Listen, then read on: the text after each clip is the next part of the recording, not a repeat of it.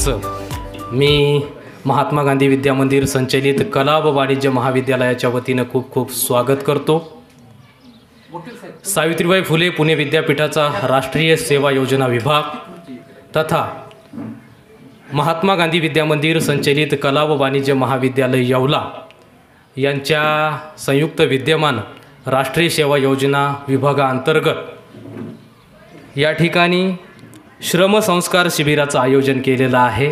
या श्रमसंस्कार शिबिरासाठी उपस्थित सर्व मान्यवरांचं आणि उपस्थित सर्व श्रमसंस्कार शिबिरासाठी आलेल्या राष्ट्रीय सेवा योजना विभागाच्या सर्व स्वयंसेवकांचं, त्यांच्यासोबत आलेल्या त्यांच्या सगळ्या मार्गदर्शक अध्यापकांचं, शिक्षकांचं मी पुनश्च एकदा खूप खूप स्वागत करतो।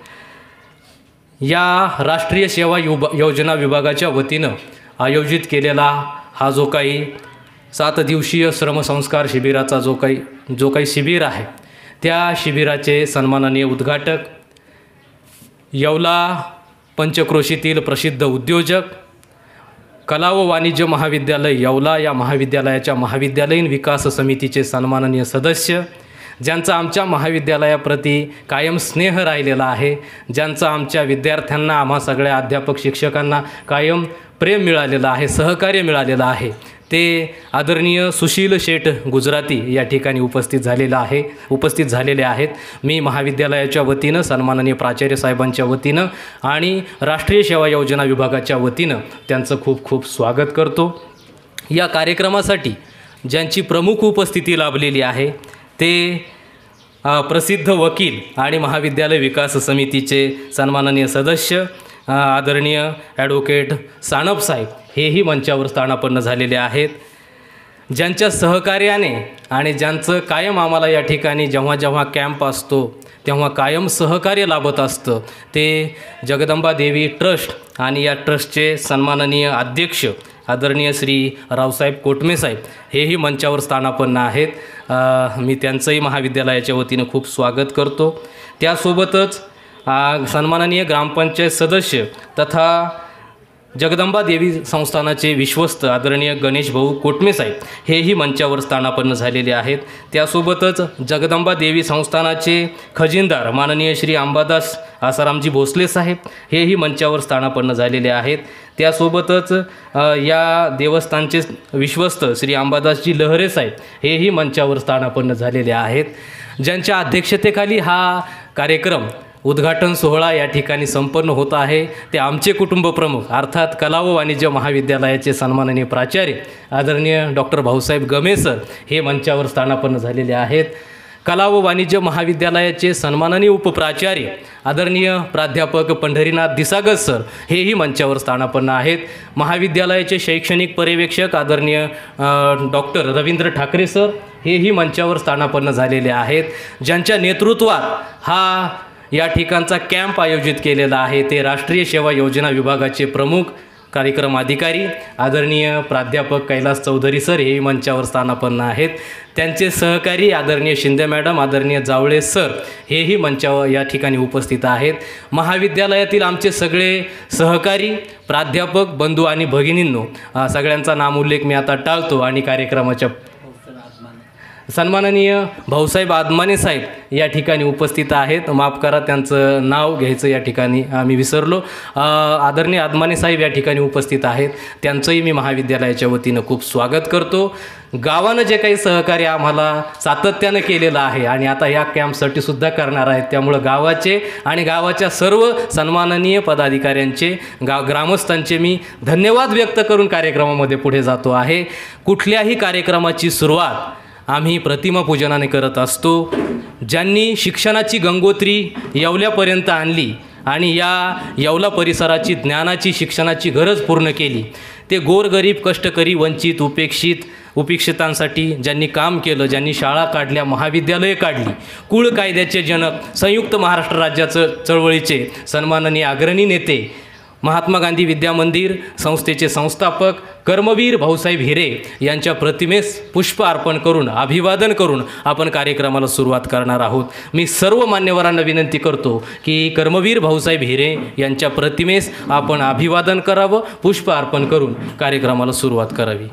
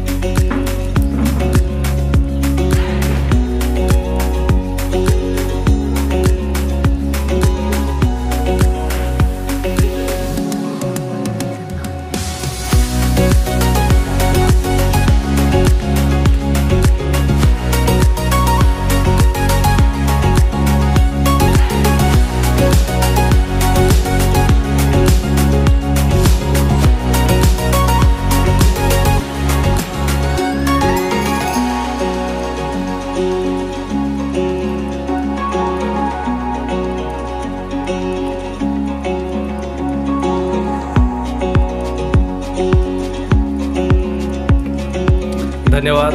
मी सर्व मान्यवरांना विनंती करतो की आपण पुनश्च मंचावर स्थानापन्न व्हावं.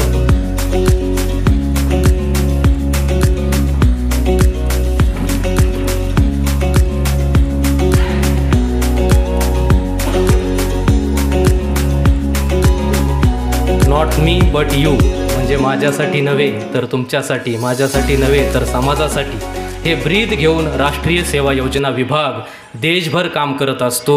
विद्यार्थ्यांवर श्रमसंस्कार व्हावेत, विद्यार्थ्यांमध्ये राष्ट्रीयत्वाची भावना वृद्धिंगत व्हावी, विकसित व्हावी, विद्यार्थ्यांच्या अंगी सेवा शिस्त या गुणांची जडणघडण व्हावी आणि विद्यार्थ्यांचा एकूण व्यक्तिमत्व विकास होऊन भारताचा एक सशक्त नागरिक तो तयार व्हावा या दृष्टिकोनातून राष्ट्रीय सेवा योजना विभाग काम करत असतं. त्यामुळे या कार्यक्रमाची सुरुवात आपण राष्ट्रीय सेवा योजना विभागाच्या गीताद्वारे करणार आहोत. तशी राष्ट्रीय सेवा योजना विभागाची परंपरा देखील आहे. मी सहकारी प्राध्यापक आदरणीय शिंदे मॅडम आणि जावळे सरांना विनंती करतो की या कार्यक्रमाची सुरुवात आपण राष्ट्रीय सेवा योजना विभागाच्या गीताने आणि ज्या विद्यापीठांतर्गत हा कॅम्प आयोजित केलेला आहे त्या सावित्रीबाई फुले पुणे विद्यापीठाच्या विद्यापीठ गीताने आपण सुरुवात करणार आहोत. तर सगळ्या विद्यार्थ्यांना विनंती आहे की राष्ट्रीय सेवा योजना विभागाच्या गीतासाठी आपण उभं राहावं.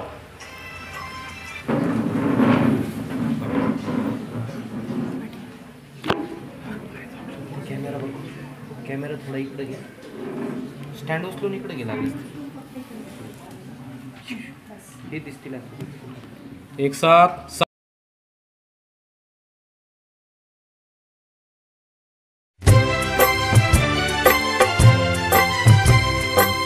समाज के लिए उठे जगे, स्वराष्ट्र के लिए जगे जगे, स्वयं सजेव सुंदरा सवार दे, स्वयं सजेव सुंदरा सवार दे.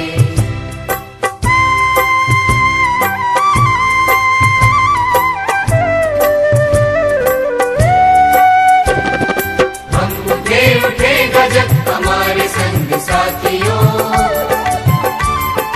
हम बढ़े तो सब बढ़ेंगे अपने आप साथियों. जमीन पे आसमान को उतार दे, जमीन पे आसमान को उतार दे, स्वयं सजीव सुंदरा सवार दे, स्वयं सजेव सुंदरा सवार दे.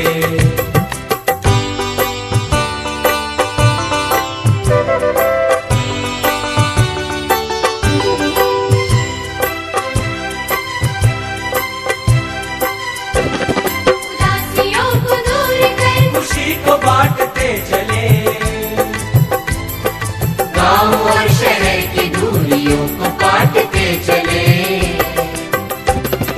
ज्ञान को प्रचार दे प्रसार दे, ज्ञान को प्रचार दे प्रसार दे, स्वयं सजीव सुंदरा सवार दे, स्वयं सजेव सुंदरा सवार दे.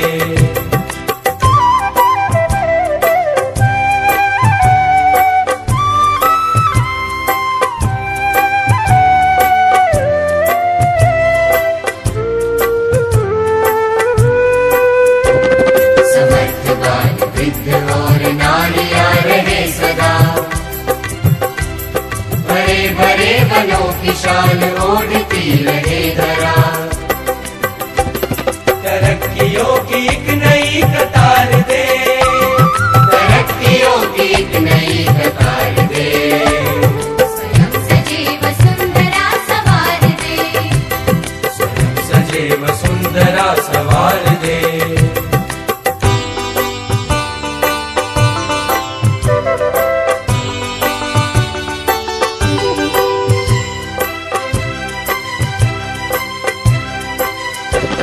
ये जाति धर्म बोलियां बने न शूल राह की,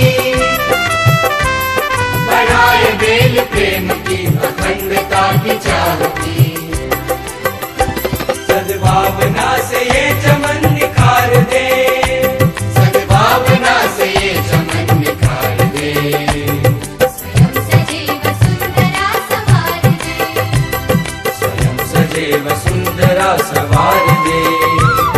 उठे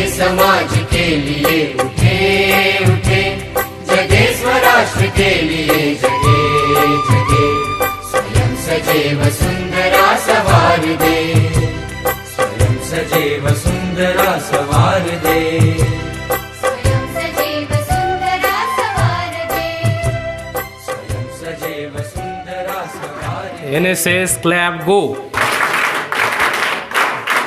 यानंतर विद्यापीठ गीत होईल आणि मग आपण पुढचा कार्यक्रम सुरू करणार. सावित्रीबाई फुले पुणे विद्यापीठाचं विद्यापीठ गीत आपण ऐकतो आहोत.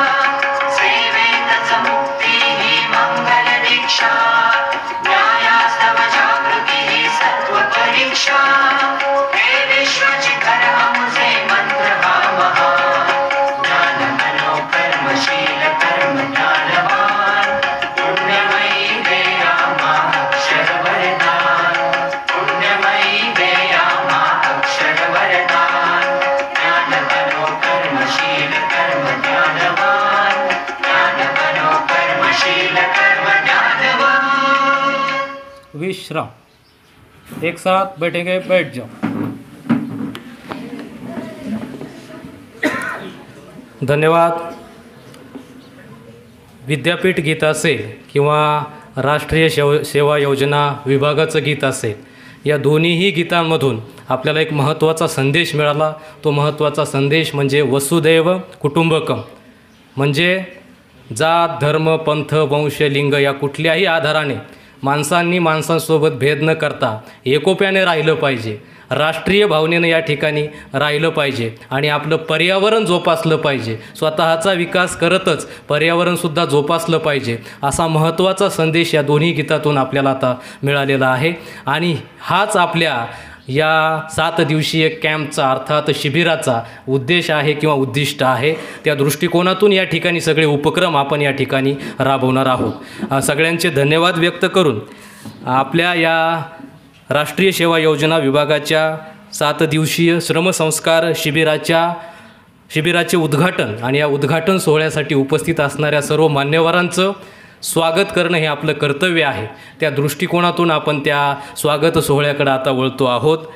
हा उद्घाटन समारंभ ज्यांनी या उद्घाटन समारंभाचं उद्घाटन जे करणार आहेत ते आजचे उद्घाटक माननीय सुशील शेठ गुजराती सर यांचं स्वागत करण्याची विनंती मी महाविद्यालयाचे सन्माननीय प्राचार्य आदरणीय डॉक्टर भाऊसाहेब गमे सर यांना करतो. आपण आजचे उद्घाटक माननीय सुशीलभाई गुजराती यांचं या ठिकाणी महाविद्यालयाच्या वतीनं आणि राष्ट्रीय सेवा योजना विभागाच्या वतीनं स्वागत करावं, त्यांचं आदरातिथ्य करावं.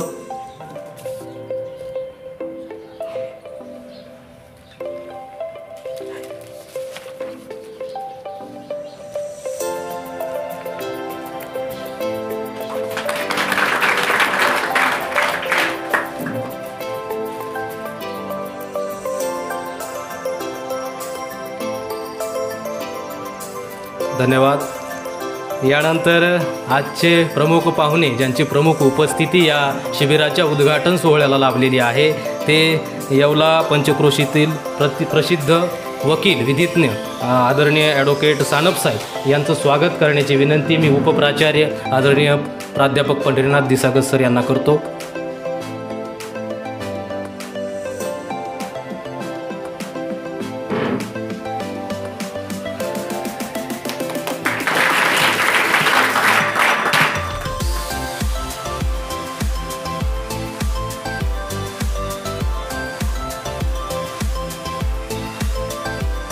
धन्यवाद. ज्यांच्या सहकार्यानं या ठिकाणी हे शिबिर संपन्न होणार आहे ते जगदंबा देवी संस्थानाचे सन्माननीय अध्यक्ष माननीय रावसाहेबजी कोटमे साहेब यांचंही महाविद्यालय परिवाराच्या वतीनं स्वागत करणं. सन्माननीय उपाध्यक्ष आदरणीय भाऊसाहेब आदमाने साहेब या ठिकाणी उपस्थित आहेत. त्यांचं महाविद्यालय परिवाराच्या वतीनं स्वागत करण्याची विनंती मी कार्यक्रम अधिकारी सन्माननीय कैलास चौधरी सर यांना करतो. आदरणीय उपाध्यक्ष भाऊसाहेब लक्ष्मण आदमाने साहेब यांचं आपण या ठिकाणी स्वागत करावं.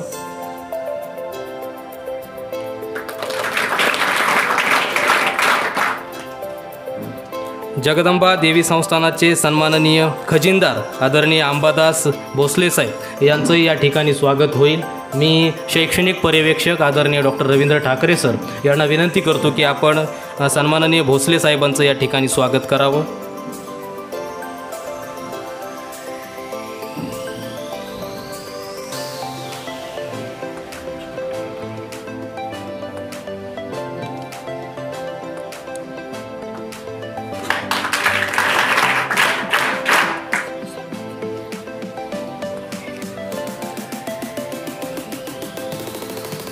या ठिकाणी सन्माननीय ग्रामपंचायत सदस्य आणि जगदंबा देवी संस्थानाचे सन्माननीय विश्वस्त आदरणीय श्री गणेश भाऊ कोटमे या ठिकाणी उपस्थित आहेत. त्यांचं स्वागत करण्याची विनंती मी सहकार्यक्रम अधिकारी आदरणीय गणेश जावळे सरांना करतो. आपण आदरणीय गणेश भाऊ कोटमे साहेबांचं या ठिकाणी स्वागत करावं.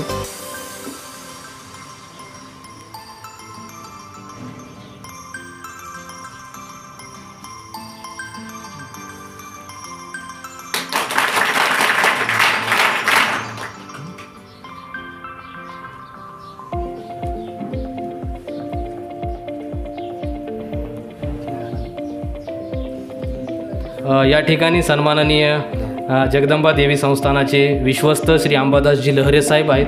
त्यांचं या ठिकाणी महाविद्यालयाच्या वतीनं स्वागत होईल. मी सन्माननीय शिंदे मॅडम यांना विनंती करतो की आपण आदरणीय लहरे सरांचं या ठिकाणी स्वागत करावं.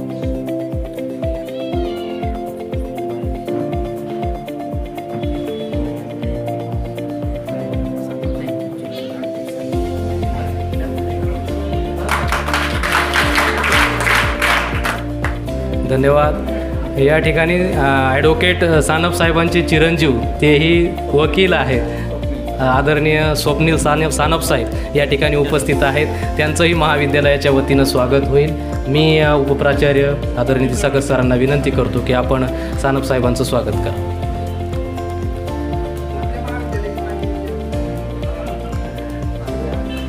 आपल्या महाविद्यालयाचे माजी विद्यार्थी आहेत अशी आताच कैलास चौधरी सरांनी यांनी आपल्याला वार्ता कळवलेली आहे. त्या दृष्टीनं हा आपल्यासाठी अभिमानाचा क्षण आहे.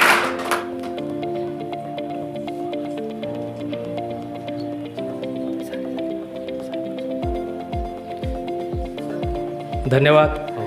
हा उद्घाटन सोहळा ज्यांच्या अध्यक्षतेखाली संपन्न होतोय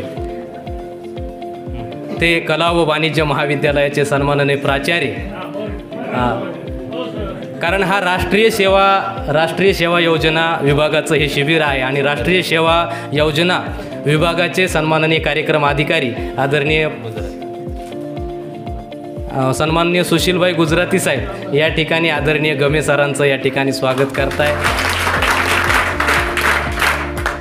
कला व वाणिज्य महाविद्यालय आणि महाविद्यालयातील सगळे विद्यार्थी आमच्या सगळ्यांचे मार्गदर्शक उपक्रमशील प्राचार्य ज्यांच्या मार्गदर्शनातून सगळे कला व वाणिज्य महाविद्यालयाचे उपक्रम आणि महाविद्यालय चालत असतं, या आदरणीय सरांचं या ठिकाणी स्वागत झालेलं आहे. मंचावरील मान्यवरांना मी विनंती करतो की आपण स्थानापन्न व्हावं. या ठिकाणी उपस्थित असलेल्या सर्वांचं मी शब्दसुमनांनी स्वागत करतो. कोणाचं स्वागत राहून गेलं असेल ग्रामस्थांचं तर मी दिलगिरी व्यक्त करून या कार्यक्रमामध्ये पुढे जातो आहे. सर्वांचं पुनश्च शब्दसुमनांनी स्वागत. यानंतर या ठिकाणी अधिकचा वेळ न घेता या शिबिराप्रसंगी या शिबिराची भूमिका प्रास्ताविकातून विशद करण्यासाठी मी राष्ट्रीय सेवा योजना विभागाचे कार्यक्रम अधिकारी प्राध्यापक कैलास चौधरी सर यांना विनंती करतो की आपण या शिबिराप्रसंगी या 7 दिवसीय शिबिराची प्रासंगिकता त्याची भूमिका या ठिकाणी आपण विशद करावी.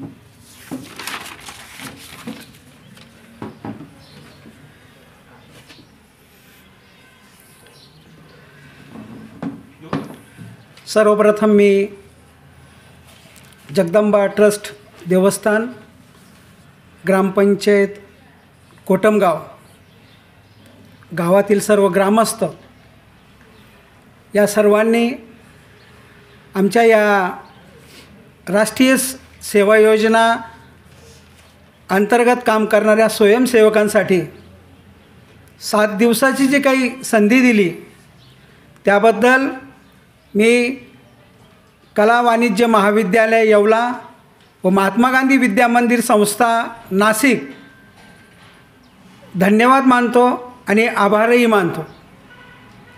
विद्यार्थी मित्रांनो, राष्ट्रीय सेवा योजना ही ग्रामीण भागात का आयोजित करण्यात येते यामागचा सगळ्यात महत्त्वाचा हेतू असा आहे की विद्यार्थ्यांना ग्रामीण भागामध्ये ज्या काही अडीअडचणी असतात, समस्या असतात, संकटं असतात, छोटे मोठे संकटं असतात, ते शहरी भागात राहणाऱ्या विद्यार्थ्यांना माहीत नसतात. शहरी भागात वेगळ्या अडचणी आहेत, समस्या आहेत, ग्रामीण भागामध्ये वेगळ्या अडचणी आहेत. या दोघांमध्ये असणारी जी काही तफावत आहेत, दोघांमध्ये असणारा जो अंतर आहे ते अंतर कमी करण्याचा एक छोटासा माध्यम आहे. या ठिकाणी येऊन आमचे विद्यार्थी गावामध्ये ग्राम स्वच्छता असेल, जलसंवर्धनाचा भाग असेल, कुठं वृक्ष लागवड करायची असेल, परंतु अलीकडे या समस्यांपेक्षा काही सामाजिक समस्यांनी उग्र स्वरूप धारण केलेलं आहे. त्यामुळे यावर्षीचं जे काय आपलं ब्रीद वाक्य आहेत, जो भारताचा युवक आहेत तो जरी डिजिटल झाला असं वाटतं आपल्यालाही स्वतःला वाटतं की मी खूप एक्सपर्ट आहेत इंटरनेटमध्ये, परंतु खूप मोठ्या प्रमाणात फसवणूक होते. एखादा प्राध्यापक ज्यावेळेस या डिजिटल याच्यामध्ये त्याची फसवणूक होते त्याला कोणाला सांगताही येत नाही, कारण एखाद्या वेळेस अकाउंटमधून एवढे पैसे कोणी गायब करून टाकतं. म्हणून येणाऱ्या नवीन पिढीला आपण ज्या गावात जाणार आहोत त्या गावामध्येही आपल्यासारखे सर्वसामान्य नागरिक आहेत, त्या नागरिकांपर्यंत आपल्याला पोचायचं आहे. या डिजिटल युगामध्ये जी काही फसवणूक होते त्या फसवणूकपासून आपल्याला लोकांना थोडंसं अवेअरनेस करायचं आहे. आपल्याकडनं एखादं दुसरं काम नाही झालं तरी चालेल, परंतु ह्या 7 दिवसामध्ये आपल्याला जेवढं शक्य होईल तेवढं आपल्या कोटमगाव गावातील प्रत्येक घरापर्यंत आपल्याला पोचायचं आहे. एक राष्ट्राचं दूत म्हणून आपल्याला हे काम मिळालं आहे. तुम्ही खूप नशीबवान आहात विद्यार्थी मित्रांनो. समाजामध्ये जे काही आज इथे बसलेले जेवढे आहेत ना प्रमुख पाहुणे, यांनी काहीतरी चांगलं काम केलं म्हणून इथे बसलेले आहात. आणि तुम्ही भविष्यामध्ये तुम्ही हे NSSचं जे 7 दिवसाच्या आठवणी असतील, ह्या आठवणी तुम्हाला आयुष्यामध्ये उपयोगी ठरणार आहेत. आपण जेव्हा आपल्या घरामध्ये, आपल्या गावामध्ये, आपल्या महाविद्यालयामध्ये वावरत असतो ते एक वेगळं स्थान असतं, तिथे आपण रोज जातो, रोज येतो. परंतु या ठिकाणी आपण दुसऱ्या गावात आलेलो आहोत, आपण पाहुणे कलाकार आहोत. पाहुणे कलाकार असल्याकारणाने आपल्याला या गावातील लोकांशी संपर्क संवाद साधणं गरजेचं आहे.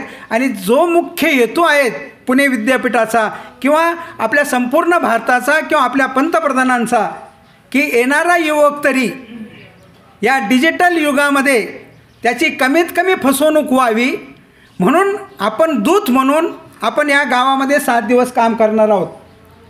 आणि हे काम करत असताना माझी विनंती आहे, महाविद्यालयाच्या वतीने सर्व प्राचार्य, उपप्राचार्य असतील, शैक्षणिक पर्यवेक्षक असतील, सर्वांच्या वतीने एक सर्वांना विनंती आहे की आपल्याला ह्या राष्ट्रीय सेवा योजनेतनं इतकं चांगलं काम करायचं आहे की उद्या या ठिकाणी ऑनलाईन सगळ्या गोष्टी विद्यापीठात जात आहेत. आपल्याला सगळ्यांना माहीत आहेत, आज सकाळीच रजिस्ट्रेशन करावं लागलं सर आम्हाला विद्यार्थ्यांचं. जेवढे विद्यार्थी NSSमध्ये सहभागी आहेत हे सगळ्याच्या सगळे विद्यार्थी ऑनलाईन आज पुणे विद्यापीठात हे गेलं आणि हे दिल्लीपर्यंत हे विद्यार्थी कोटमगाव गावामध्ये काम करत आहेत. इतकं युग पुढे गेलेलं आहे. पूर्वी सगळं चालायचं, परंतु आता ह्या गोष्टी चालत नाहीत. म्हणून आता आपण जसं ज्या कामासाठी आलेलो आहोत त्या कामाबरोबरच इतर गोष्टींचाही हे करायचं आहे. मी जगदंबा ट्रस्टचे सर्व विश्वस्त सन्माननीय सदस्य, आपल्या ह्या कार्यक्रमासाठी उद्घाटक म्हणून उपस्थित झालेले सुशील शेठ गुजराती, त्याचप्रमाणे ॲडव्होकेट सानप साहेब, आपल्या महाविद्यालयाचे प्राचार्य, आपल्या महाविद्यालयाचे उपप्राचार्य, शैक्षणिक पर्यवेक्षक, कार्यक्रम अधिकारी शिंदे मॅडम, जावळे सर, इतर सर्व प्राध्यापक या कार्यक्रमाला उपस्थित राहिले त्याबद्दल मी सर्वांचं मनपूर्वक धन्यवाद मानतो. या ठिकाणी मी माझं प्रास्ताविक थांबवतो. जय हिंद, जय महाराष्ट्र. धन्यवाद सर. यूथ फॉर माय भारत आणि यूथ फॉर डिजिटल लिटरसी हे ब्रीथ घेऊन, ही थीम घेऊन हे 7 दिवसीय श्रमसंस्कार शिबिर या ठिकाणी आयोजित केलेलं आहे. इथेच नव्हे तर देशभर राष्ट्रीय सेवा योजना विभागाचे जे युनिट आहेत, देशभर वेगवेगळ्या गावांमध्ये या थीमखाली आता शिबिर या ठिकाणी त्यांनी आयोजित केलेली आहेत. मी पुनश्च एकदा आपलं धन्यवाद व्यक्त करतो आणि या कार्यक्रमाचे सन्माननीय उद्घाटक माननीय सुशील शेठ गुजराती साहेब यांना विनंती करतो की या शिबिराचं उद्घाटन झालं असं जाहीर करावं आणि आमच्या विद्यार्थ्यांना शुभेच्छा द्याव्यात, मार्गदर्शन करावं. सर्वप्रथम शिबिराचं उद्घाटन झालं असं मी प्रसिद्ध करतो. विद्यार्थी मित्रांनो, आपण खरोखर खूप भाग्यवान आहात. माझ्या माहितीप्रमाणे मला खूप माहिती नाही आहे, परंतु हे जे शिबिर असेल हे जवळजवळ 1968 का 1969पासून चालू झालं असेल. माझी ह्याच शाळेची शेवटची बॅच ही 69 साली 68-69 साली होती. म्हणजे आमच्या भाग्यामध्ये हे शिबिर कोणतंही आलं नाही. आणि आमच्या वेळेस ही साधारण मॅट्रिक होती. मॅट्रिकच्या नंतर जवळजवळ मला वाटतं 11वी आणि 12वी हे सगळे विद्यार्थी 11वी 12वीचे असावेत आणि FYच्या असावेत. आणि ह्या शिबिराच्या माध्यमातून जवळजवळ 7 दिवसाचा हा जो प्रवास जो असतो हा जवळजवळ गेल्या कमीत कमी 20 ते 25 वर्षापासून आम्ही कुठे ना कुठे आम्हाला बोलवलं जातं. म्हणजे आता तर ठीक आहे, 10 ते 12 वर्षापासून मी या समितीचा सदस्य आहे म्हणून मला बोलवलं जातं. त्याच्या आधी माझे एकदम पारिवारिक संबंध असणारे एक नेवरगावकर सर इथे प्राध्यापक होते. त्यांचं शिबिर काय मला वाटतं अनकाईला आणि तिकडे व्हायचं, तर तिथेसुद्धा मी असायचो. शिबिराचे उद्दिष्ट हे सगळे आपल्याला माहीत असेल, त्याच्यामध्ये मी जास्त वेळ घेत नाही. आणि शिबिर हे दरवर्षी हे असतं. दर वर्षाच्या प्रत्येक शिबिराला मी हजर असतो. आणि मुख्य जो पाया जो आहे तो गमे सरांचा, त्यांच्या मार्गदर्शनाखाली आपण हे सगळे कामं करत असतो. त्याच्यामुळे ते संपूर्ण सक्सेसफुल होतं. बाकीचं सरांनी सांगितलं का ते ऑनलाईन सगळ्या ठिकाणी पाठवलं जातं. आपण सगळे आधुनिक युगातले लोक आहोत. माझं वय आता जवळजवळ 74-75 आहे. मला तर अजून मोबाईलसुद्धा बरोबर वापरता येत नाही, परंतु आपल्याला सगळ्यांना मोबाईलने ते खूप वापरायची सवय बी असेल, वापरू बी शकत असाल आणि आपण त्याचं सगळ्या प्रकारे त्याचा उपभोग घेत असाल. दर वर्षाला हे शिबिर असतं. शिबिरामध्ये दर वर्षाला 7 दिवसाचं असतं. गावातली संपूर्ण जेवढी बी स्वच्छता असेल किंवा त्याच्या माध्यमातून संपूर्ण काम चालतं. वास्तविक तुम्हाला माहीत नसेल, तुम्ही तर खूप लहान असाल, आम्ही जवळजवळ 30-35 वर्षापासून कोटमगावला येतो. हा रोड तर आता बाहेरून झाला, पूर्वी गावातून होता. नदी होती, नदीलासुद्धा पाणी असायचं. घरचे लोक आम्हाला 4 आणे 6 आणे 8 आणे द्यायचेत. त्याच्यामध्ये आम्ही 10 रुपयाच्या भत्त्यामध्ये कमीत कमी 15 ते 20 जणं खात होतो. आता तर मला वाटतं 10 रुपयाच्या भत्त्यामध्ये 2 जणंसुद्धा खाणार नाही. केळी आणि ती खूप मोठ्या प्रमाणात भेटायची. केळीसुद्धा आणि नवरात्रमध्ये खरोखर आता तुम्ही सगळे येवल्याच्या जवळपासचे मुलं मुली असाल तर तुम्ही नवरात्रमध्ये इथे येता का नाही मला कल्पना. आमचं येणं होत नाही का बरं, गर्दी खूप असते. मी थोडा ॲटोमोबाईलच्या बिझनेसमध्ये असल्यामुळे आमच्याकडे नवरात्रमध्ये वेगळी गर्दी असते. आम्हाला कधी नवरात्र, त्याच्यानंतर दिवाळी, त्याच्यानंतर कोणताही दसरा हा सण आम्हाला कधीच नसतो. त्या दिवशी सगळ्यांकडे दसरा असतो परंतु आमच्याकडे कधीच नसतो. आम्ही रात्री कमीत कमी 9 ते 10 वाजता आम्हाला जेवायला मिळतं. ठीक आहे, तो एक धंद्याचा भाग असतो. आमच्याकडे ॲटोमोबाईल क्षेत्र असल्यामुळे, टू व्हीलरची माझ्याकडे होंडाची डीलरशिप असल्यामुळे खूप गाड्याचं, आता आपण बी सगळेजण स्कूटर वापरत असाल त्याच्यामुळे स्कूटर घेण्यासाठी आमच्याकडे खूप मुलं मुली येतात आणि त्याच्यामुळे आमचा तो धंद्याचा त्याच्यामध्ये होतो. नवरात्रामध्ये तसं जर बघायला गेलं, जर आपण जर या कोटंगावमध्ये जर आलो तर खरोखर या देवीचं किती महत्त्व आहे हे सुद्धा आपल्याला कळते. इथे काही जणं घटी बसतात. वास्तविक तसं जर बघायला गेलं तर इथले सगळे जेवढेही विश्वस्त आहेत हे सगळे विश्वस्त एकतर कोटमे नाहीतर एकतर लहरे ह्याच पद्धतीचे आहेत. एक आजमाने साहेब एक आहे, यांचं सगळ्यांचं जेवढं बी कौतुक केलं तेवढं कमीच आहे. व्यासपीठावरील सगळ्या मान्यवरांचं किती बी जरी कौतुक केलं तरी कमीच आहे. ते सगळे मान्यवर असताना आपणसुद्धा तसं जर बघायला गेलं तर 7 दिवसाचे मान्यवरच आहात. का बरं, का आपण 7 दिवसामध्ये ह्या गावामध्ये संपूर्ण स्वच्छता, गावातल्या लोकांना का डिजिटलची माहिती जी सरांनी सांगितली त्या पद्धतीने जेवढी बी माहिती द्यायचा प्रयत्न कराल तेवढं जास्तीत जास्त चांगलं आहे. एवढं बोलून मी माझे 2 शब्द संपवतो. जय हिंद, जय भारत. धन्यवाद सर, आपल्याप्रती खूप खूप कृतज्ञता व्यक्त करतो. आणि या ठिकाणी ज्येष्ठ वकील आदरणीय ॲडव्होकेट सानप साहेब यांना विनंती करतो की आपणही या शिबिराप्रसंगी आमच्या सगळ्या स्वयंसेवकांना शुभेच्छा द्याव्यात. माननीय सानप साहेब.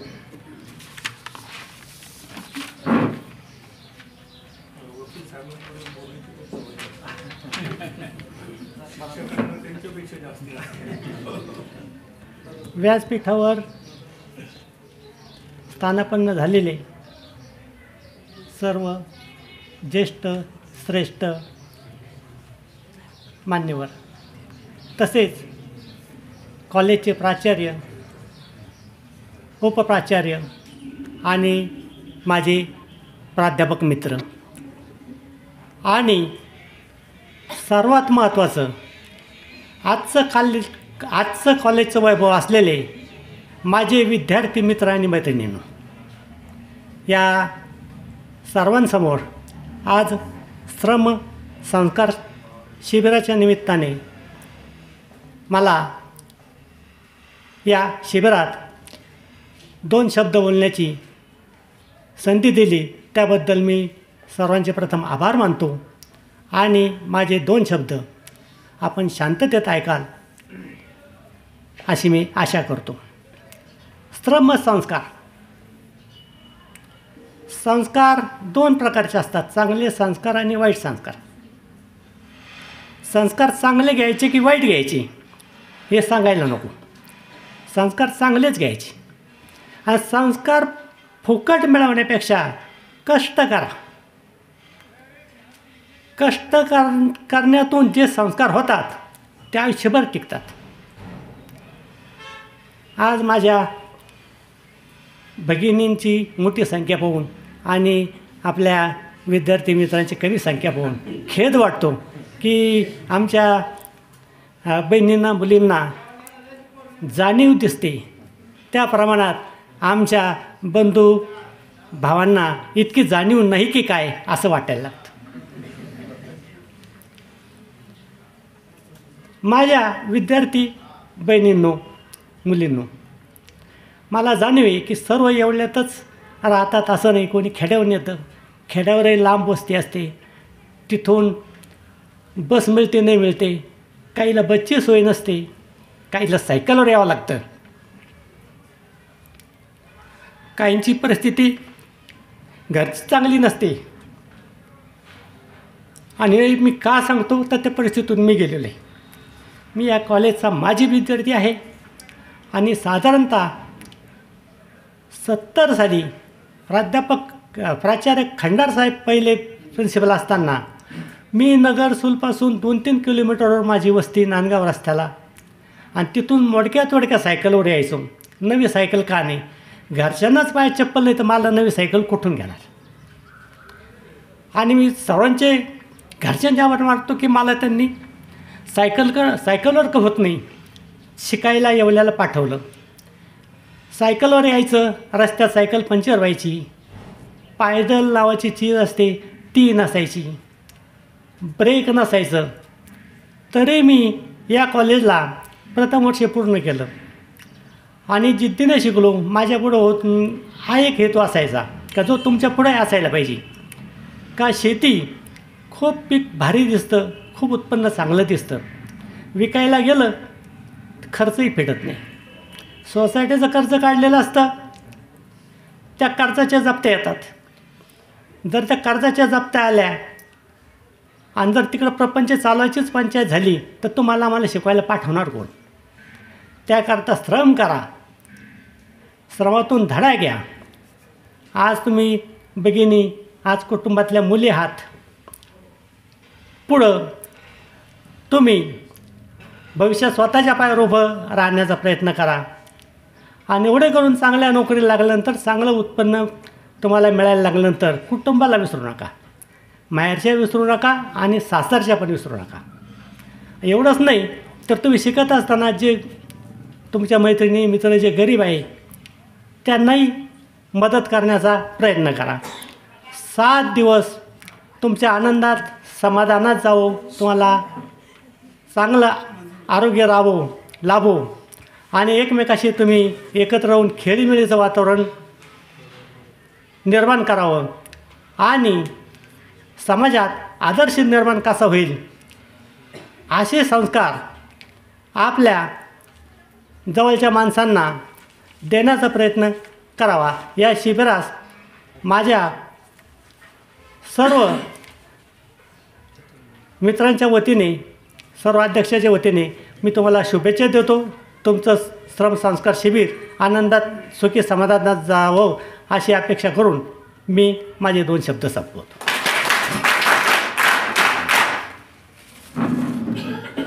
धन्यवाद सर. कला व वाणिज्य महाविद्यालय येवला हे महाविद्यालय येवला परिसरामध्ये स्थापन झालेलं सर्वात पहिलं महाविद्यालय आहे आणि या महाविद्यालयामध्ये शिक्षण घेऊन महाराष्ट्र नव्हे तर देश पातळीवर ज्यांनी विविध क्षेत्रामध्ये नावलौकिक मिळवलेलं आहे असे अनेक विद्यार्थी आपल्या महाविद्यालयाचे माजी विद्यार्थी आहेत. खरं तर ही आपल्यासाठी सर्वांसाठी अभिमानाची बाब आहे की अशा महाविद्यालयामध्ये आपण शिक्षण घेतो आहोत. त्यातीलच एक महत्त्वाचं नाव म्हणजे ॲडव्होकेट सानप साहेब. आदरणीय सानप साहेब या ठिकाणी आले आणि या ठिकाणी आमच्या विद्यार्थ्यांसमोर मार्गदर्शन केलं. त्याबद्दल त्यांच्याप्रती मी कृतज्ञता व्यक्त करून जगदंबा देवस्थान ट्रस्टचे सन्माननीय उपाध्यक्ष माननीय भाऊसाहेब लक्ष्मण आदमाने साहेब ज्यांच्या सहकार्यातून हे शिबिर या ठिकाणी संपन्न होतं आहे. याआधीही त्यांनी आधीच्या शिबिरांसाठी आम्हाला सातत्यानं मदत केलेली आहे. ते आदरणीय आदमाने साहेब हे आमच्या शिबिरासाठी शुभेच्छा देतील, आमच्या विद्यार्थ्यांना मार्गदर्शन करतील. आदरणीय आदमाने साहेब.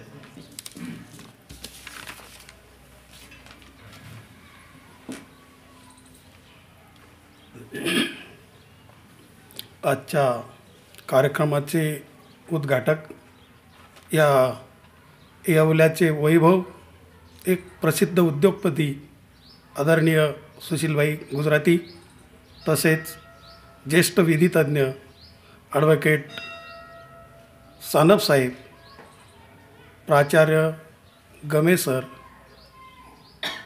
बाकीचे सर्व शिक्षक. मला सर्वांची नावं माहीत नाही. मागच्या वर्षी शिबिर झालं, त्या शिबिरानंतर आत्ताच बोलावं लागलं, म्हणजे बोलायची आमची काही हे नाही.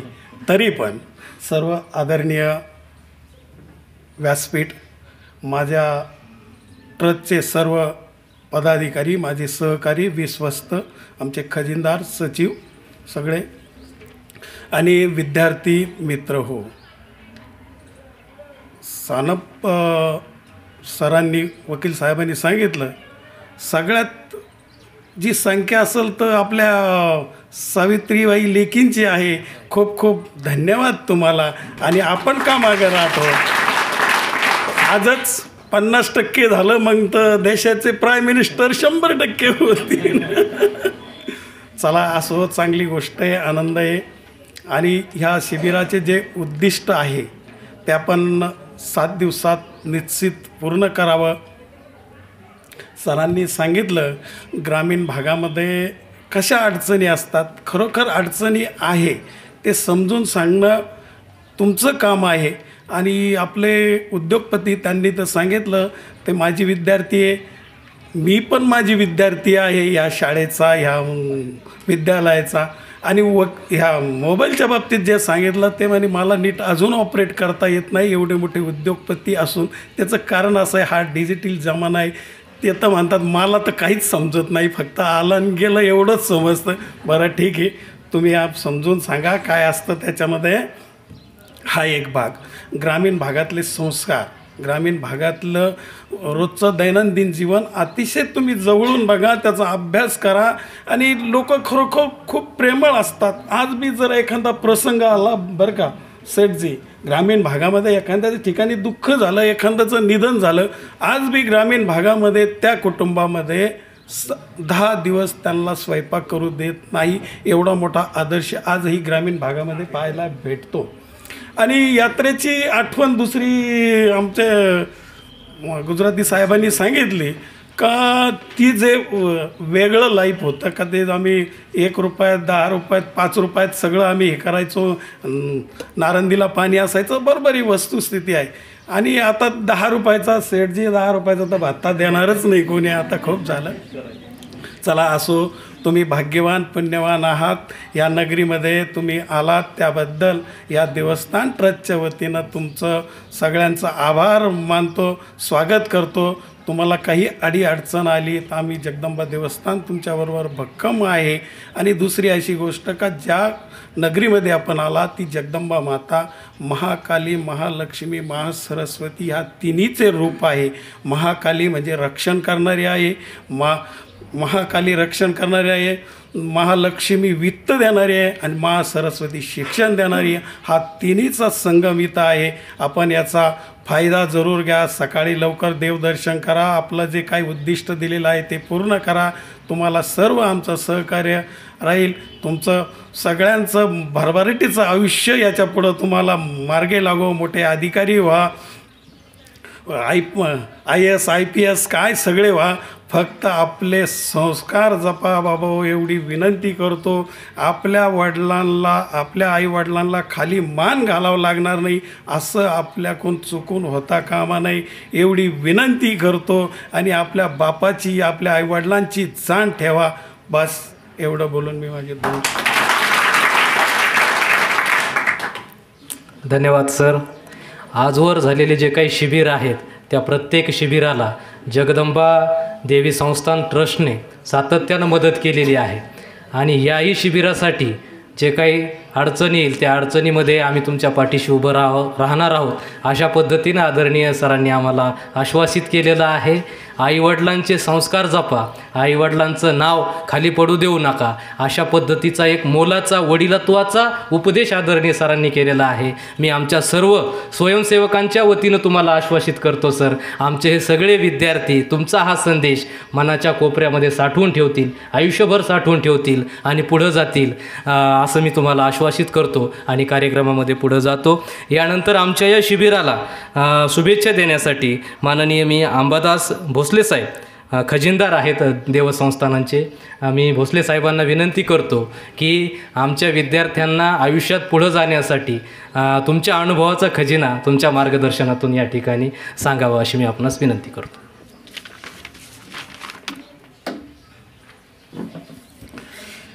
आपल्या कार्यक्रमाचे उद्घाटक अध्यक्ष आणि सर्व मंचावरील मान्यवर आणि शिक्षकवृंद आणि माझे विद्यार्थी मित्र हो, तर मी पण आपल्या कॉलेजचाच विद्यार्थी आहे आणि खंडार सर प्राचार्य असताना मी विद्यार्थी होतो. आणि खरोखर तुम्ही भाग्यवान आहात, तुम्ही त्या कॉलेजचे आज विद्यार्थी आहे. त्यावेळेस हे श्रमशिबिर नव्हते, शिबिर व्हायचे परंतु ते कधी असं आले नाही. परंतु आता ज्या शिबिरामध्ये जे विषय दिले ना, ते विषय बघून मला खूप आनंद वाटला. त्यातले माझे 2 आवडीचे विषय असे आहे की आपण जे वृक्षरोपण म्हणतो, वृक्षरोपण हे अतिशय महत्त्वाचं आहे. कारण आज ही परिस्थिती आपण जे अनुभवतो आहे की आपल्याला जी अडचण येते आहे की हा निसर्गाचं जे संतुलन आहे ना, हे विस्कळीत झालेलं आहे. आणि ते संतुलन जर आपण म्हणत राहिलो तर ते कधीच दूर होणार नाही आहे. आणि ते काम आपल्याला करायचं आहे. आणि ते काम फक्त कोण करू शकतं की आपण हे युवा जे आहे, युवा शक्ती पराशक्ती, युवा शक्तीमध्ये इतकी शक्ती आहे ना, त्यांनी जे ठरवलं ते होऊ शकतं. तर आपल्याला जास्त काही करायची गरज नाही. फक्त काय करायचं, जेवढे विद्यार्थी इथं आलेले आहे त्यांनी फक्त एक झाड लावायचं आणि ते जोपासायचं. ते झाड का लावायचं ते पण समजून घ्यायचं की आपल्याला सगळ्या अध्यात्माने, शास्त्राने सगळ्यांनी सांगितलं की ह्या झाडाचं महत्त्व आहे. विज्ञानाने सांगितलं का झाड किती महत्त्वाचं आहे, की झाडापासून आपल्याला ऑक्सिजन मिळतो. आज आपल्याला ऑक्सिजन म्हणजे घ्यायला गुदमरतं आहे, पण हे कोण करील? हे करणार कोणतरी उभं राहिलं पाहिजे. आणि ते उभं राहण्याची आज गरज आहे आणि ते युवकच करू शकतात. आणि म्हणून आपल्याला दरवर्षी एक झाड हे लावलं पाहिजे. आणि आपण जे आपले वाढदिवस जे साजरे करतो ना, जो खर्च करतो तो करण्याऐवजी मी माझ्या वाढदिवसाच्या दिवशी एक झाड लावीन. तर मी स्वाध्यायी जयश्री तळवरकर, हे माहिती असेल तुम्हाला, दादा पांडुरंग शास्त्री आठवले, त्यांच्या कार्यामध्ये मी गेलेलो आहे. त्यामुळं आम्ही दरवर्षी दिदींचा जो वाढदिवस असतो 12 जुलैला, त्या दिवशी सर्व स्वाध्यायी एक झाड लावत असतात. आणि ते झाडं आज प्रत्येकजण त्याचं फळं चाखीत आहे. दादांना हे फार पूर्वी समजलं होतं की आपल्याला पाण्याची अडचण येणार आहे आणि आपल्याला जे आपलं निसर्ग आहे ते जगवायचं आहे. निसर्ग जर जगवायचा असेल तर आपण आज काय होतं आहे, निसर्गावर आपण अतिक्रमण करतो आहे, आपणच करतो आहे, मानवच करतो आहे की कितीतरी जंगलतोड करून त्या ठिकाणी वस्ती उभी राहते आहे. आणि ते झाडं लावणार कोण हा एक प्रश्न आहे. शासन लावतं आहे, लावत नाही असं नाही, पण त्यातले किती जिवंत राहतात हे सांगता येत नाही. तसं आपण ते करायचं नाही. आपण त्यामध्ये भगवंत आहे या दृष्टीने. म्हणून दिदींनी जातपाडे, नांदगावमध्ये बघा जातपाडे गाव आहे, तिथं वृक्ष मंदिर उभं केलेलं आहे की वृक्ष मंदिर. मग बघा, वृक्षसुद्धा मंदिर होऊ शकतं. आणि त्या ठिकाणी आम्ही कार्यक्रमाला आमच्या गावातून आयशिया भरून भाऊ गेलो होतो. आणि तिथं जे पूजन झालं की जे मूर्तीची प्राणप्रतिष्ठा होते, जे ब्राह्मण ज्या प्रकारचे मंत्र बोलतात त्या प्रकारचे मंत्र ते झाड लावताना तिथं म्हटल्या गेले आणि त्या वृक्षाला मंदिराचं स्वरूप प्राप्त करून दिलं. म्हणजे अध्यात्माचा सुद्धा त्याच्याशी खूप महत्त्वाचा संबंध आहे. आणि म्हणूनच त्यामध्ये भगवंत आहे. आणि आज जर बघितलं तिथं तर तुम्ही ते झाडं जर बघितलं तर तिथं आज जे झाडं लावले ते आज फळाला आलेले आहे आणि सगळेजण ते फळं घेत आहेत. आणि जसं पाणीसुद्धा बघा, पाण्याचं नियोजनसुद्धा अतिशय महत्त्वाचं आहे.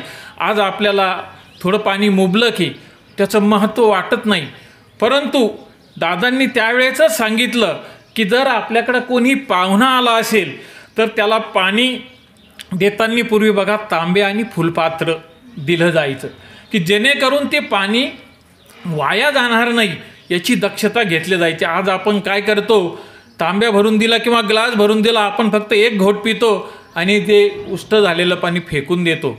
म्हणजे एक थेंब किती महत्त्वाचा आहे बघा. मागच्याच वर्षी कोटमगावला टँकरने पाणी पुरवठा करावा लागला.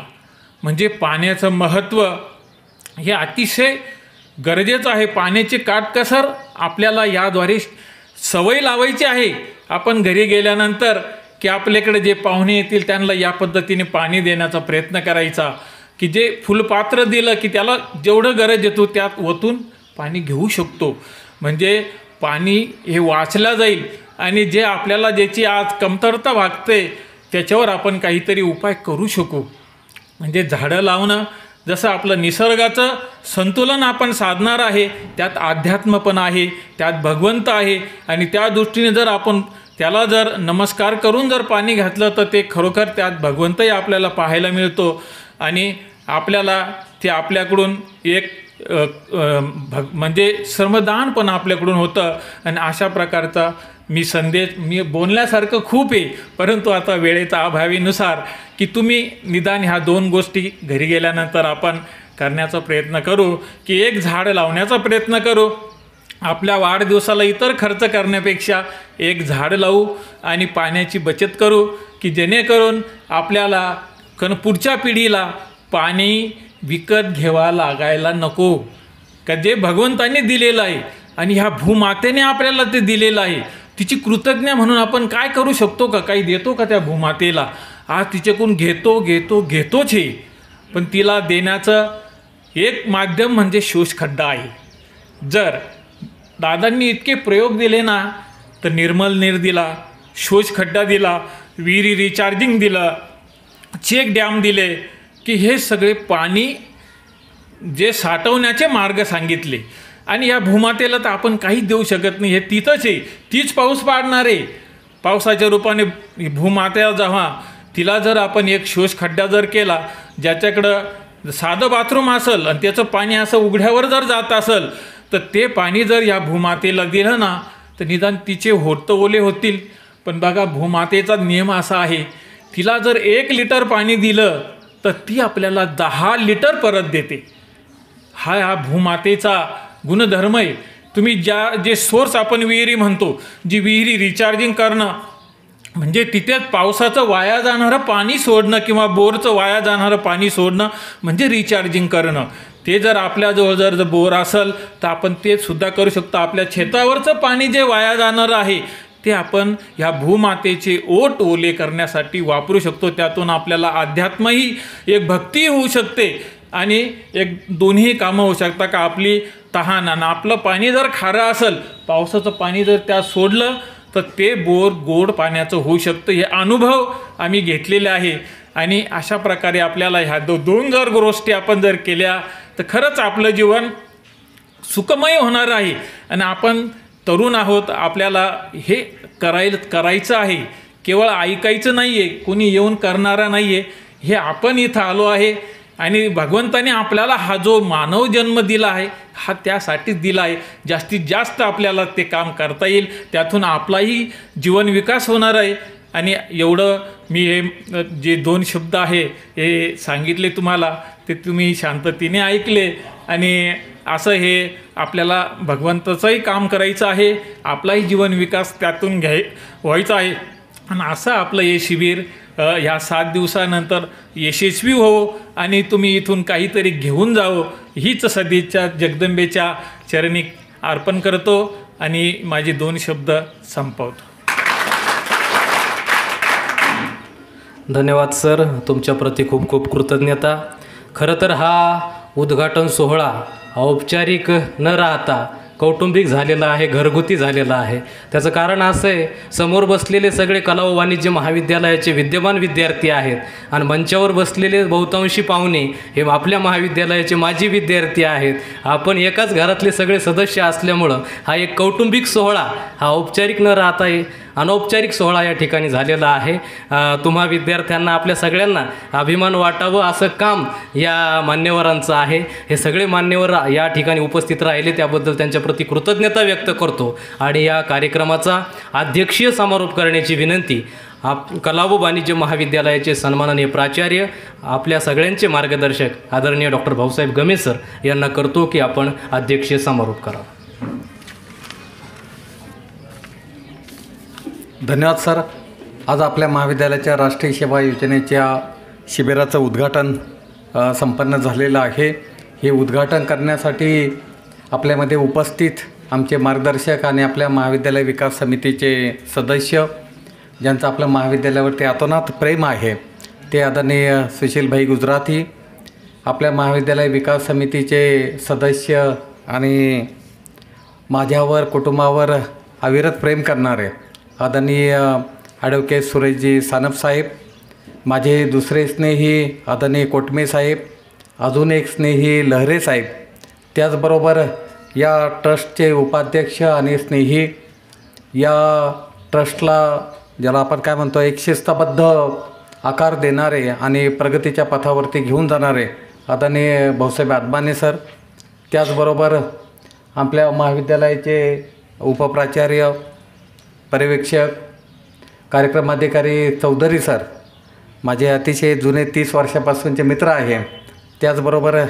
कार्यक्रमाधिकारी जावळे सर, शिंदे मॅडम, सर्व विद्यार्थी, माझे सर्व प्राध्यापक, बंधू आणि भगिनींनो, या शिबिरासाठी आपल्याला अतिशय अनमोल अशा प्रकारचं मार्गदर्शन सगळ्या वक्त्यांनी केलेलं आहे. सानप साहेबांचे चिरंजीवही इथे आहे, त्यांचंही मी महाविद्यालयाच्या वतीने स्वागत करतो. खरं तर या शिबिरामधून आपल्याला काय घ्यायचं आहे आणि या समाजासाठी काय द्यायचं आहे या सगळ्या गोष्टींचा उहापोह इथे झालेला आहे. आपल्याला बऱ्याच गोष्टी करण्यासारख्या आहे. शेतकऱ्यांच्या मुलाखती घेतल्या पाहिजे, सेंद्रिय शेतीकडे त्यांना वळवलं पाहिजे. त्याचबरोबर यावर्षी आपल्याला जी थीम दिलेली आहे डिजिटल साक्षरता आपल्याला करायची आहे आणि लोकांची जी डिजिटल ॲपच्याद्वारे किंवा लिंकच्याद्वारे जी फसवणूक होते त्याबाबत आपल्याला या कोटमगावच्या परिसरातील सगळ्या लोकांना आपल्याला जागृत करायचं आहे. आता बघा की मी तुम्हाला 1 महिन्यापूर्वीचा अनुभव सांगतो की पुणे प्रवासामधून येत असताना मला अचानक लोकांचे फोन यायला लागले की सर तुम्ही आजारी आहात का? मी म्हटलं नाही, मी एकदम खणखणीत आहे, असं प्रवास करतो आहे. नाही म्हटलं आम्हाला सगळीकडून हे येऊन राहिले, मेसेज येऊन राहिले तुमच्या व्हॉट्सॲप अकाउंट याच्यावरनं, फेसबुकवरनं की तुम्ही आजारी आहे आणि तुम्हाला पैशाची गरज आहे. म्हटलं नाही मी काही नाही खणखणीत आहे, मी तर प्रवासात आहे. आणि मग अकाउंट ओपन बघतो तर अनेकांना ते मेसेज जात होते, लोकांचे फोन येत होते. ताबडतोब गाडी बाजूला केली, टाईप केलं की माझं हे अकाउंट हॅक झालेलं आहे, कुणी कसल्या प्रकारचे पैसे या अकाउंटला पाठवू नका. उत्तर प्रदेशमधला तो माणूस होता ज्याने माझं फेसबुकचं अकाउंट हॅक केलेलं होतं. विशेष म्हणजे माझा फोटो घेऊनच त्याने नवीन अकाउंट क्रिएट केलेलं होतं आणि एक अर्धा ओळखी असल्यामुळे अर्धा पाऊण तासात जवळजवळ 150 लोक जॉईन झाले होते. लोकांना असं वाटलं की पहिल्या अकाउंटला काही प्रॉब्लेम आला असेल, नवीन अकाउंट यांनी केलं आणि ताबडतोब रिक्वेस्ट जायला लागल्या, लोकांनी ॲक्सेप्ट केलं. आणि मग मी ते सगळीकडे हे टाकलं, माझ्या याला फेसबुकलाही टाकलं की हे अकाउंट हॅक झालेलं आहे, कुणी कसल्या प्रकारचा आर्थिक व्यवहार करू नये किंवा या फोनपेने वगैरे कुणी पैसे पाठवू नये. हे उदाहरण मी यासाठी दिलं की लोक काय करतील याचा भरोसा नाही आणि डिजिटल आपण जसे शहाणे झालो तसे आणखी वेडे झालो की काय असंही वाटायला लागतं. म्हणजे याचा वापर करत किती लोकांना फसवणूक होतात. मी सर इथे SP ऑफिसला फोन केला, त्यानंतर त्यांचा जो हेल्पलाईन आहे त्याला फोन केला. येवला पोलीस स्टेशनला ताबडतोब ते म्हणाले ईमेल ID बदलून टाका, म्हणजे त्याचे पासवर्ड बदला, फेसबुकचे पासवर्ड बदला. ताबडतोब सगळे बदलवले. आजही ते अकाउंट माझं डिलीट होत नाही. अजूनही लोक तिथं मी टाकत असतो की या अकाउंटला कोणी जॉईन होऊ नका, कारण 2-2.5 हजार लोक जॉईन आहे. त्यामुळे भीती वाटते कधी कधी या डिजिटल युगाची. म्हणजे असं जर कोणी चुकीचं काही केलं तर त्या माणसाची प्रतिमासुद्धा खराब होण्याची शक्यता नाकारता येत नाही. त्यामुळे या प्रसंगी मी तुम्हाला सांगेल की ही जी डिजिटल माध्यमं वापरत असताना अतिशय चांगली काळजी घेतली पाहिजे. आपले पासवर्ड सेफ ठेवले पाहिजे. कोणाचाही कधी OTP आला तर तो द्यायचा नाही. म्हणजे तुमचे सगळ्यांचे खाते, बँक अकाउंट हे आता तुमचा जो रजिस्टर्ड मोबाईल आहे त्याला जोडलेले असतात. त्या पॅन कार्ड तिथं जोडलेलं असतं, तुमचं आधार कार्ड जोडलेलं असतं. त्यामुळे तुमचं आधार कार्ड, पॅन कार्ड हे अतिशय सेफ ठेवा. कुणालाही कोणताही पासवर्ड आल्यानंतर म्हणजे कुणी पासवर्ड मागत असेल तर खात्री केल्याशिवाय कुणालाही ते पासवर्ड देऊ नका. त्यामुळे आता पहिल्यांदा तुम्ही साक्षर व्हा याबाबत आणि मग या गावाला साक्षर करा. कारण लोकांचे सगळे आर्थिक व्यवहार आता डिजिटल स्वरूपात होत आहे. त्यामुळे आपण सगळ्यांनी साक्षर व्हायचं आहे. लोकांना तो अवेअर आणा. गावातल्या प्रत्येक कुटुंबाकडे जा, किती लोकांना त्याचा सर्वे करा, किती लोक डिजिटल ही सगळी प्रणाली वापरतात, त्यांना तसं तुम्ही जागृत करा की तुमचे पासवर्ड देऊ नका, पासवर्ड स्ट्रॉंग बनवा. त्यानंतर ATM कार्ड वापरत असताना कुठली काळजी घ्यायची. पॅन कार्डसुद्धा आपला नंबर जिथं गरजेचं असेल तिथंच पॅन कार्ड द्या, कारण पॅनला तुमचं सगळे आर्थिक व्यवहार दिसतात. त्यामुळे काही चुकीच्या ट्रान्झॅक्शन जर कुठून झाल्या तर प्रॉब्लेम येऊ शकतो. एक घटना सांगतो आणि इथे थांबतो. सर, माझ्या एका नातेवाईकाने जमीन खरेदी केली आणि दुसऱ्या व्यक्तीला त्याला ती जमीन देत नव्हता शेजारचा, म्हणून आबाळे म्हणून माझा नातेवाईक आहे, त्याने ती जमीन खरेदी केली आणि सगळे व्यवहार एकदम चोख पार पडले. कारण 40-50 लाख रुपयाच्या ट्रान्झॅक्शन यांच्या अकाउंटवरनं, यांच्या खात्यावरून झाल्या आणि तो माणूस ज्याने जमीन घेतली आणि दुसऱ्याला देऊन टाकली. आणि मार्च, एप्रिल, मे महिन्यामध्ये यांना इन्कम टॅक्सकडनं नोटीस आली, तुमच्याकडे हे 50 लाख रुपये कुठून आले याचा तुम्ही तपशील कळवा. ते तर एकदम भांबवूनच गेले. सामान्य शेतकरी माणूस म्हटले आपल्याकडे कसले 50? अरे हां म्हणे, तो व्यवहार केला होता. सगळे जे रकमा आहे त्या ऑनलाईन स्वीकारलेल्या होत्या, म्हणजे कायदेशीर चेकच्याद्वारे स्वीकारलेल्या होत्या. त्यामुळे सगळ्या अकाउंटला जमा दिसत होते आणि मग ते युटिलाइज तुम्ही कसंही करू शकता, पण आले कुठून याचं उत्तर त्यांना द्यायचं होतं. शेवटी इन्कम टॅक्सला ते सगळं लिहावं लागलं. त्यासाठी CA आणि वकिलांचं सहकार्य घेऊन ती नोटीसला उत्तर द्यावं लागलं. तेव्हा त्याच्यातून त्यांची सुटका झाली. आता बघा, एक गोष्ट चांगली करायला गेले पण आर्थिक तिथे तुम्ही अडचणीत येऊन गेले. त्यामुळे मुलांनो, तुमच्याकडे जरी फारसे आर्थिक व्यवहार नसले पण तुमच्या कुटुंबामध्ये जे व्यवहार चालतात, आपल्या आईला, वडिलांना, भावाला यांना हे सगळं सांगितलं पाहिजे की व्यवहार करताना तुम्ही ऑनलाईन जेव्हा व्यवहार करता तेव्हा ते जपून केले पाहिजे. आता सर, कुठे मुलं गेले की ते स्कॅन करतात आणि पैसे पाठवतात. बँक त्याचे चार्जेस लावतात. म्हणजे तुम्ही 1 रुपयाचा व्यवहार केला तर 5 पैसे तुमचे गेले तर तुम्हाला ते काही फायद्याचं नाही. त्यामुळे जिथं गरज असेल तिथं डिजिटल व्यवहार करा, जिथं गरज नसेल तिथे तुम्ही रोख स्वरूपात व्यवहार करा. पैसा ही गोष्ट मिळवताना हे सगळ्या माणसांचे अनुभव ऐकत असताना अंगावर शहारे येतात की किती परिस्थितीमधनं लढत ही माणसं मोठी झालेली आहे. तुम्ही फार भाग्यवान आहात की आईवडिलांनी कडे 50 मागितले तर 100 रुपये तुम्हाला देतात. आमचा काळ असा नव्हता. आमच्यापेक्षा यांचा काळ तर खूपच वाईट होता. आमचा थोडा सुधारला होता, तुमचा खूप सुधारलेला आहे. त्यामुळे तुम्हाला फार काळजी घ्यावी लागणार आहे. त्यामुळे या शिबिरामधनं या सगळ्या चांगल्या गोष्टी घेऊन जा. भोसले साहेब जे म्हणाले ते किती महत्त्वाचं आहे. शेवटी संस्कार काही कुठे बाजारात मिळत नाही, ते आपल्याला निर्माण करावे लागतात. कुटुंबाची एक आयडेंटिटी असते, ती आपल्याला जपायची असते. आपण किती श्रीमंत आहोत याने आपल्याला ओळखलं जात नाही. आपण किती संस्कारशील आहोत, किती चारित्र्यवान आहोत, आपले व्यवहार किती चांगले आहे आणि आपण माणूस म्हणून किती चांगले आहोत याच्यावरनं समाज आपल्याला ओळखत असतो. त्यामुळे मला खात्री आहे की माझे शिबिरामधले हे 7ही दिवस माझे विद्यार्थी त्यांची एक आयडेंटिटी निर्माण करतील, समाजाशी चांगलं वागतील. मला मागील वर्षी मी दिलगिरी व्यक्त करेल पुन्हा की एक 2 विद्यार्थ्यांनी वर्तन व्यवस्थित केलं नव्हतं आणि मला ते खूप मला मनाला लागलं. त्यामुळे यावर्षी आमच्या अतिशय कर्तव्यदक्ष कार्यक्रम अधिकारी आम्ही नेमलेले आहेत. चौधरी सर, शिंदे मॅडम हे अतिशय डिजिटल याच्यात खूप पारंगत आहे, ते आता तुम्हाला गायडन्स करतील. आमचे जावळे सरही आहे, तेही खूप टेक्नोसावी आहे आणि सगळेच प्राध्यापक कर्तव्यदक्ष आहे. त्यामुळे तुम्हाला थोडं जरी बाहेर कुठे पडायचं असेल तर त्यांची परवानगी घ्या. मुलींना गाडीत बसताना काळजी घ्यायची, उतरताना काळजी घ्यायची. जेवण करत असताना स्वयंपाक जिथे बनतो तिथली स्वच्छता किंवा मुलं मुक्कामी राहत असताना तिथलं पाण्याची व्यवस्था किंवा पाणी स्वच्छ पिणं किंवा व्यवस्थित योगा, प्राणायाम आपले जे दैनंदिन आहे ते अतिशय चांगली पार पाडा. आणि हा सगळा जो शिबिराचा कालावधी आहे हा अतिशय आपण आनंदाने पार पाडूया. जगदंबा मातेचे आशीर्वाद आहे. खरं तर ही जागा अतिशय पवित्र आहे. म्हणजे तुम्ही नशीबवान आहात की तुम्हाला जगदंबेच्या द्वारी 7 दिवस थांबायला मिळतं आहे आणि या निमित्ताने मी येणार आहे सर, सतत येत असतो. आणि आपल्याला एक आनंद घेऊया जीवनामध्ये. तुम्हाला सगळ्यांना यश लाभो अशा प्रकारची जगदंबेकडे प्रार्थना करतो आणि इथे थांबतो. धन्यवाद. धन्यवाद सर. सगळ्यांप्रती पुनश्च एकदा कृतज्ञता व्यक्त करतो, मान्यवरांप्रती कृतज्ञता व्यक्त करतो आणि या सोहळ्याचा, उद्घाटन सोहळ्याचा औपचारिक भाग अर्थात आभार व्यक्त करण्याची विनंती मी राष्ट्रीय सेवा योजना विभागाच्या सहकार्यक्रम अधिकारी आदरणीय शिंदे मॅडम यांना करतो.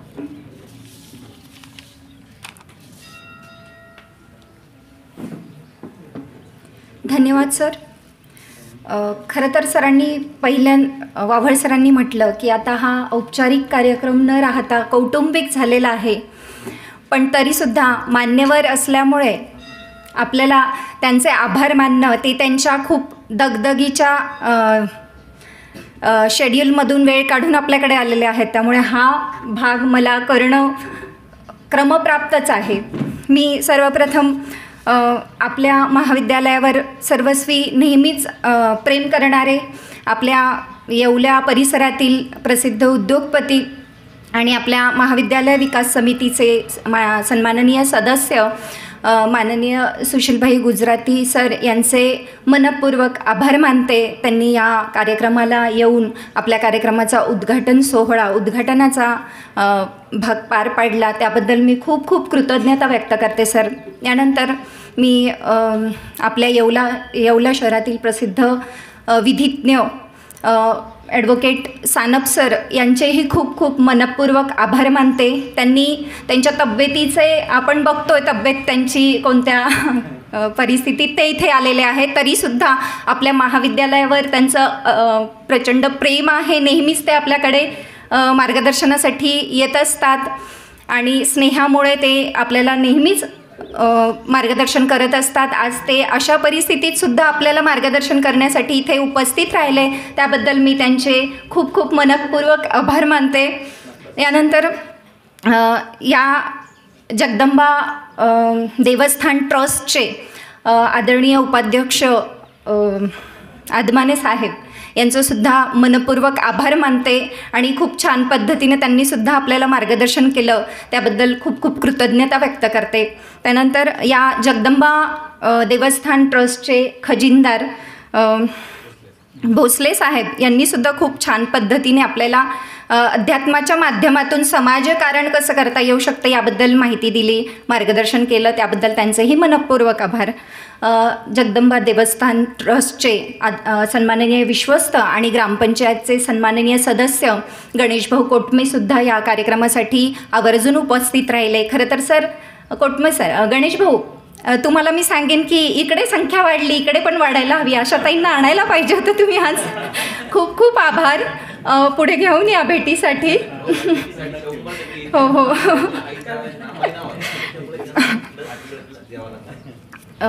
त्यानंतर रावसाहेब लहरे साहेबसुद्धा इथे आपल्या उद्घाटनाच्या समारंभासाठी आवर्जून उपस्थित राहिले, त्याबद्दल त्यांचेसुद्धा मनपूर्वक आभार.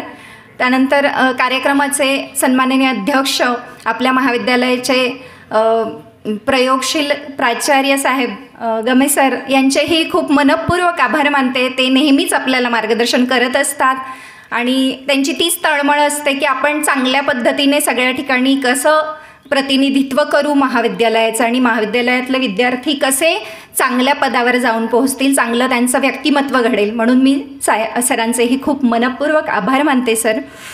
महाविद्यालयाचे उपप्राचार्य आदरणीय पंढरीनाथ दिसागत सर हेही आवर्जून या कार्यक्रमासाठी उपस्थित राहिले, त्याबद्दल त्यांचेही खूप आभार.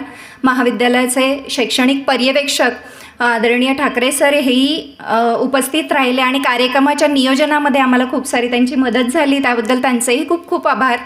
त्यानंतर महाविद्यालयाचे सर्व प्राध्यापक, माझे सहकारी आणि ज्येष्ठ प्राध्यापक यांनीसुद्धा या कार्यक्रमासाठी खूप मेहनत घेतली आहे, त्याबद्दल त्यांचेही खूप खूप आभार.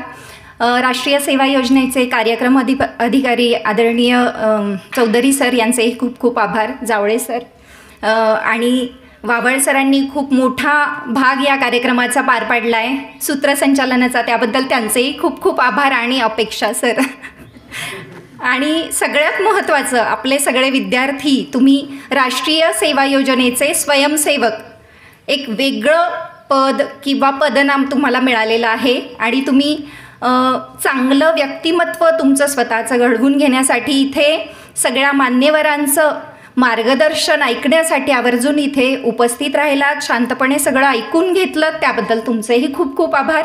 आणि अध्यक्षांच्या परवानगीने हा समारंभ संपन्न झाला असं मी जाहीर करते.